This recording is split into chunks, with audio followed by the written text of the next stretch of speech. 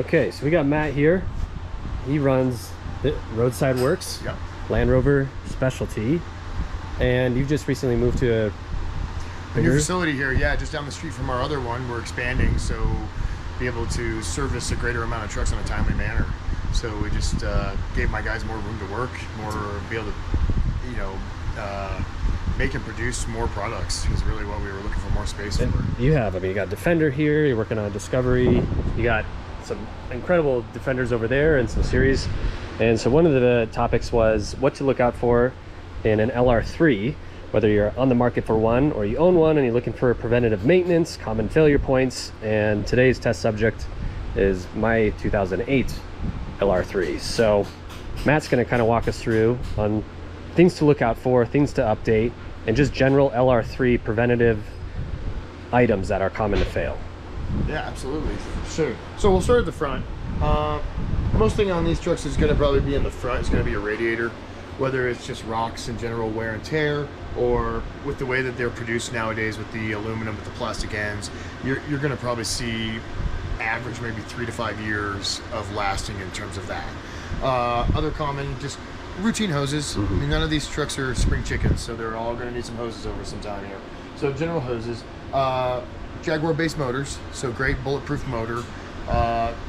Don't require any special high-end motor oil. I mean, you're more than welcome to put in it, but you're kind of wasting the money on the oil. So with that being just a good semi-synthetic 530 is what we run in most of these trucks. You can run an additive. Here in Colorado we run like MOA from BG. I don't do a ton of additive stuff, but I have seen really good performance out of that additive, so we do use it here in the shop. So motor wise, that's, you know, you might see a common valve cover gasket, some stuff like that. Nothing too crazy. Motors are pretty easy to service and nothing too any timing chain tensioners or any of that? No, you're not dealing with 5-liter stuff there. That's the next generation of trucks. So with these ones, I'm not going to say you're not going to see an oddball here and there, but for your average trucks, no. These ones, we got trucks here with 260,000 still on original timing chains. Wow. So a lot of it's just oil and stuff like that. Just change the oil every 35 to 4,000 at the most. Okay. You know, a couple times a year, and the motor will be happy. And radiators are kind of a weak point. Yeah, just because of the way they're produced. You know, it's nothing that the trucks are doing or your driving style. It's just the aluminum squeezed with plastic tanks only has a life expectancy for so long. So it is just kind of a, you know, bad fortunate thing. It's how they are made now. So you're going to get that. Now please also realize too, I'm telling a lot of things about Colorado probably. We're definitely, 1 minute we're 30 degrees, next minute we're 75. So I do understand that some of these issues might not all be around the country. The guy in Florida might have a different issue than the guy here in Wyoming or Colorado or that kind of thing. But this is the general stuff that we see here in our shop. A lot of things here. We do see some hubs. Trucks are kind of prone to do the hubs occasionally. So we do get hubs. A lot more of the guys who drive the windy, twisty roads, that sort of thing. That's where we see a hub wear and stuff like that. Guys more highway, not quite as much. And what are some signs that you'd see of a hub? You're gonna almost like you maybe have like a warped rotor. Or when you're braking, you might feel a kind of a wiggy wag. Some of the guys going down the road handling you as you're turning into the turn, you'll start to feel that hub start to want to go the opposite way or start to pull a little bit. Sometimes people even hear a metallic sound. If it gets bad enough, that's where you're starting to hear the rotor actually starting to touch the pad and grind into the caliper. That's getting close to TKO. So, you know, we don't see it too often, but it does happen. And then general just control arms. Control arms, just wear and tear. Hotter, drier areas, bushings are going to wear out. So generally that. Some of the more places that have a lot more moisture, Midwest, and those type of places, you're probably going to see a lot more trying to fight rust and the bolts to take them out. The job's not a complicated job to do, but when you do have to fight some of the elements, and depending on where you are, that's kind of what you're up against. So if you're in the market for one that's got 150 to 200,000 miles, that's still a good truck. I wouldn't hesitate at all. Because you know, people usually hear Land Rover and that amount of mileage to run away, but in reality, these are pretty bulletproof. Not with tough. With this generation, whether it's the Sport, the full-size Range Rover, or the LR3, those are all Jaguar-based motors. So as long as you know you're not buying the the bottom of the basement garbage, and it's coming from someone who's at least done, let's say, half the maintenance, then yeah, the truck's still a good truck. There's just the things that we're going to talk about are things that you're probably going to see at trucks with 100 to 150K are going to probably need control arms. It's a given if they haven't been done. So a few questions to ask, when were if the control arms have ever been done. Have you ever changed the airbags on, the struts with the airbags? Air compressor ever been changed? Air suspension, all that. Yeah, that sort of thing. Whether you've gone to coil spring and eliminated that, that's fine too. Just ask those basic questions because that's what these trucks are going to require when you get them. So basic control arms, you're going to notice control arm issues. One, maybe wear on the tires. If it's gotten to that point, you're going to start to see some like scuffing or the uneven wear. A big time and easy way for anyone to tell if they do have control arm issues is to, when you pull up to a stoplight, is to tap your brakes. If you're hearing a clunking or an actual shifting of the front tires, those are your control arms. Really? So that's a real easy way to determine where you're at in terms of wear on your control arms. The louder the clunking, the more movement you feel in the bottom of your feet. That's how worse they're getting. And as far as like a visual, is there a good way to look underneath? Not really an underneath type of thing, but if you had a buddy standing next to the car and you go and hit the brakes, he's going to go, whoa, because you're going to see the wheels moving back and forth. So you're actually going to see them in the wheel wells shifting. And that's the control arms, just kind of dancing. So if you're by yourself and you roll up to a stop sign and you kind of give it that chat, then you'll hear them. They'll back through the floor. So easy way to determine it by yourself, and if you have a buddy, he'll say like, whoa, I just saw you back up and your wheel went forward while you're going backwards, and then it goes backwards. It is pretty much an easy way to determine those type of things. And as far as I'm just gonna plug this guy. No, that's okay. That way we'd it's fine. No worries. It's great. And then as far as like transmission, let's see, 715.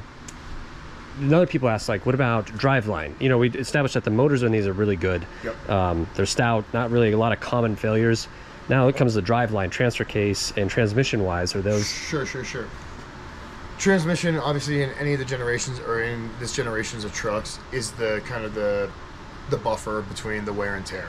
So the motors are pretty heavy bulletproof motors from Jaguar. They didn't start off with like one they didn't have already on the shelf. The transmissions are pretty heavy duty as well. I would say doing service on those transmissions, if it's a truck you're kind of unknown or the previous buyer hasn't done any transmission service, it would be a truck I would do a pan and a filter and only add the fluid that you lost when you did the filter. Do not hook it up to a machine and power flush it, because there won't be any transmission left after that. You're going to knock out all the clutch friction disc material, and maybe the truck will make it a week, but you've now taken all the friction disc out of the system. So with that being said, I would do some service if you feel like the truck is, after you've bought it, seems to be responding well, doing well. Give it a little love, but don't go overkill. Drive shafts on these, if we do see them, it's going to be the rear one the most. But usually we don't. It's just because of the carrier bearing that it has, it wears out. Not the end all. A couple $100 and about an hour to switch out. So not the end all. Diff wise, hardly ever see the diffs really wear. I think if you're a guy who's wheeling and spinning a lot of tires and things like that, you're probably going to put undue wear on it. But for general driving and general like purpose of off-roading, we don't really switch them out too often. I think the front maybe occasionally more, but I couldn't say that that's really an issue. Now, as far as like, someone's on the market for one of these, they're looking at one that has 80,000 miles or one that has 190. Are there two deciding factors between those two that you'd be like, well, this has had more maintenance, it's going to be less of a... I mean, at any point buying the lesser mileage one is going to be kind of now, if I walk up to an 80-mile one and it doesn't look like it has a whole lot of service records and it looks nice but questionable, and the guy with the 190 says, hey man, I have everyday paper records, there might be some bias there to look at. But most of the time I'm shooting for the lower miles truck. But I would do a PPI.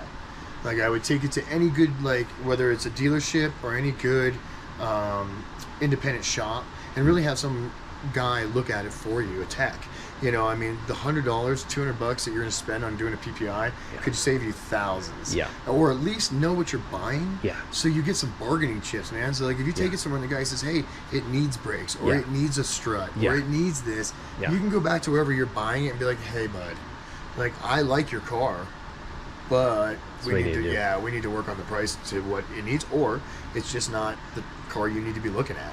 And you know? Are there certain years on the LR3 to look out for, to avoid, versus other ones that you say, get this year, it's the best? I wish I could say that.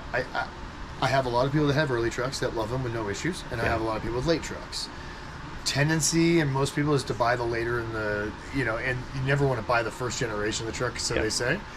The Jaguar trucks were pretty sorted. Like, I don't see too many issues between an 06 and an 09. Okay. It's really mostly just cosmetics. Yeah. You know, as they get a little bit newer, they're going to have a little bit of changes inside. It's really what you like and how much little extra, comfort creature kind of things you want. But other than that, man, you're really, you know, I wouldn't hesitate from either an 06 or an 09. Okay. I'd have to double check. I believe the LR4 is like the L32. The 06 was not a variable timing motor. Okay. The 07, 08, 09 would be. Okay. You'll gain an extra almost 30 horsepower by having the variable timing. Okay. So if you're a guy that's looking for that, which guys are, then I would say go for like a 7, 8, 9. Get all the bells and whistles and that sort of stuff, and just do your do your due diligence on whether the truck was maintained or not. That's good to know. So that would be that, man. I wouldn't hesitate for. All right, so we've got the truck lifted up here now. Just going to point out on this truck, he's already got the coilovers, so he's eliminated some of the issues that these trucks do have in terms of air suspension. So this is removing the whole strut with the airbag on it and installing another strut with the coilover in. If it had the airbag, where you're seeing this spring is where you would see the airbag. Coming out of the top would be an air line. Usually at the top or checking at the bottom of the airbag along here is where you would see the leaks. Some guys will spray water up in there and you'll see the bubbling along the top as well. Being that you've eliminated all that, that pretty much takes care of no suspension issues from here on out, other than your control arms. This is your upper control arm here. These are some of the bushings that you would start to see, and along with the ball joint is a wear spot. So that's this whole control arm here. There are guys that press this out. We do replace the whole thing as a unit. That way you're getting a new ball joint, you're getting all this, you're saving labor time and having someone press it out, and you're getting other parts of them just pushing out bushings. You're getting the ball joint with new bushings and a new arm. After about 100,000 miles and so on truck, probably doesn't hurt. So we replace all that, and then the bottom one, you're gonna start to see, you guys come right around here. This is your lower control arm here. This is what your strut goes off of. So these are the eccentrics that align your car. These coins up here is what you're seeing. So this whole arm here is the bushings. You can see the back arm back here. Why I said when you do the brake trick, you can feel it in your feet. Is because of where the location is. When those bushings go, it shoves that arm kind of up against the frame, and you start to feel it in the floor. So when you do the brake hold situation, that's why you're going to feel this arm move. So just another thing to check out. Inner and outer control arms here, or steering arms, they do wear. You're not going to get a whole ton of those, but you do get a little bit of wear in those. And then basically from there on the suspension, your back corner back here, this is where your air compressor is on your LR3. I don't know if a lot of people understand where the location of the air compressor is. Puts it right in the elements. When you're driving down the road, all the water spray is going down the side of the truck, all the snow, the mud. So when next time you're out wheeling or you're out and that sort of stuff, maybe try to keep the driver's side out of the water. This is what takes out those compressors. That's why these compressors are just sitting in dirt and mud all day. Even though they're in a box, it only keeps out. When you open these things up, the mud is packed in them. Really? So we usually clean them out when we're putting a new air compressor in them, but that's what you're going to see is why we start to see failure. If the dirt and the mud get packed up in there, they can't cool themselves. So you'll get overheating, or it'll say like slow rising and things like that. Now, would you update the air suspension to coilovers like this, or would you keep the air suspension and replace it? So both have their own benefits. Okay. With the coilovers, you're obviously eliminating having to do a compressor. You don't have to worry about leaks. You don't have to worry about temperature change. You obviously can just get in your car, go. Like, you don't have to worry about it. Obviously the benefit of having air ride is, yes, there are some dilemmas with it, but you can instantly lift the truck if you need to. you are able to take advantage of all the driving styles that it offers. I can't say it's a little softer or smoother. I think they're both have their own coil sprung drive style and the airbag style. Most of the time I would say is if you keep up on the air suspension, then I would say stay with the air suspension. If you're buying a truck and you find out it needs 2 front airbags and it's burnt up the compressor and you've burnt up all this stuff, then go to the coils. Save yourself. You know, and you can always go back and forth between the two as long as you don't destroy the lines. Later on, we could flip your truck back into a airbag truck if you wanted. So as long as you take it apart properly and just close any of the lines that you're leaving behind in the truck to prevent moisture and dirt going into, you should be able to always just go back to the air suspension. And like the transmission right here. So you got your transfer case right here. This is your drive shaft that you're going to see here. To be honest, you do have a little bit of wear there. I didn't know if you'd find anything, but I would check that out. It could be just a little warm, but that to me, like your third carrier starting to go. That's good to know. There. So like I said, usually we see the rear drive shaft take a lot of that load. It's a 60-40 kind of system. So it's putting 60% of the power to the back, 40% to the front. So you are going to show more wear to the rear drive shaft a little bit. Then your transmission's all up in here. This is where your pan is at. So it's a plastic pan, so you do want to watch that kind of area. They're hard, like an ABS style plastic, not like simple, but yeah, that's where your pan is at. And then your motor and everything like that. So if you start to things to be aware of. A lot of people don't say their truck is leaking because all the new trucks come with splash pans. So it catches it before you ever see it splashing on your floor, which is great, but not great. So if you do start to see, you tip your head on and you start to see this thing looking moist or wet or any of that kind of thing, that's a sign that there's something leaking. It's just starting to creep over the edge of the pan. So worth having someone look and see what's leaking up there. Are there areas to look for with a flashlight that you'd see? So most of the time would be for oil and things like that. You're going to probably see more up in this area just because of the way they change things and where the oil is going to be. More coolant's going to be up in this area here, obviously, because we're above the radiator or below the radiator right now. So anything like that, mostly it's going to be an orange coolant. It's called Dex Cool. So that's where you're going to start to see. If you start to see like orange crystals, that's coolant drying. So that means you may have not caught the leak right away, which is usually typical. But if you've gotten through a few cycles of where you've taken the car out and you come back and it leaks a little bit and it dries up, it'll start to crystallize. If you're starting to see like an orangey white crystal, that's a sign of a leak as well. So don't take that as like, oh, it looks like road salt or something like that. It's not. So it's just the coolant drying, and that's something you want to take care of. And you were talking about like hubs and bushings and all stuff. Like, would you see like that? Is that a? So this would all get replaced. So when we do a control arm, that's part of the. That's what we offer. So you get I can't say every shop does it like this, but if I'm going to replace these bushings that are worn, why would I leave a ball joint and only sell my customer bushings? So I sell you the whole brand new arm with the bushings and the ball joint, so that I know that everything on the bottom of that thing is 100% brand new and going to track right, wear your wheels right. And if there's an issue, you come back to me, I warranty it. Like, there's no issue there. Like, I'm not going to argue with you. I'm going to warranty it. So for the ease of my customer and for everything else, that's pretty much what I got going on. I would say you're going to need brakes as well. Oh, definitely going to need brakes. So somewhere on the brakes there, you've definitely got some good. That's pretty bad. So Stevie the other day, she's like, I think I hear grinding. And I'm like, what? Yeah, you're right. Cool. We'll do a video there. So definitely going to need some brakes on this. So that's pretty much what you're seeing wear and tear wise on these type of trucks. And you're going to see the control arms in the back too. We don't see them nearly as much wear on the back, but if you're buying trucks higher in mileage, we're starting to see new problems every day just due to mileage. So what you're not seeing today, next month you might start to see. So either way, it's a good, just good way to look at what you've got going on. And CV, would you call these a CV axles? Yeah, CV axles. Do you see those wear often? Not normally wear. What we're seeing is they rip. So the boots over time, or if snow and stuff gets up in there, it'll tear the boot either here or here. If you're flexing the truck a lot, like say off-roading, or if you're in the off-road mode, the low mode, off-road, all that kind of stuff a lot, then yes, you're going to start to see the boots flex a lot, and you'll start to see them tear between the ribs. A good sign, if those do go, you'll either hear clicking if the grease gets out of there enough, or you'll start to see it all over the wheel well. Okay. So it'll start to sling it, and you'll see it all up inside of here, maybe even inside of your wheel and things like that. Okay. As it's a sign that it's worn and the grease is coming out. Inside these boots are packed full of grease, and there's little U-joints that are spinning around, and that's what gives the flex of the axle. So yeah, and you'll have 4 of these, so there's one on each side. Just kind of walk around the truck occasionally, you know, and just look at things like that. And the front shaft to the transfer case, do you see those ever?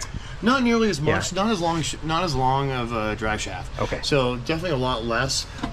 Most of the time on those is just age and just kind of if they're in a lot of water and dirt, because that's the stuff that gets up in there and grinds away and causes it to wear.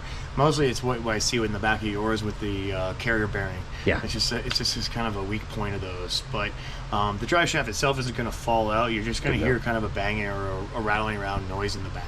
And you were also talking about sunroof drains and other things. So if you're considering buying one of these things, if someone ever says they have like water on the floor of the foot compartment, where the drains come down the A-pillars, if the hose is clogged by leaves, because they do come down by where the your cowling is on top of the windshield. Okay. Those hook in and they drain under here, up in these corners. Okay. Problem is, that's also where all the dirt and junk goes as well. So if the hose gets clogged or like if the drains come in, then it doesn't allow those sunroofs to either drain or they can break off. Okay. It starts putting water into the truck. Okay. So people will start to say, hey, it smells kind of moldy in here, and they don't know why, or they start pushing on the carb and they see like excessive amount of water.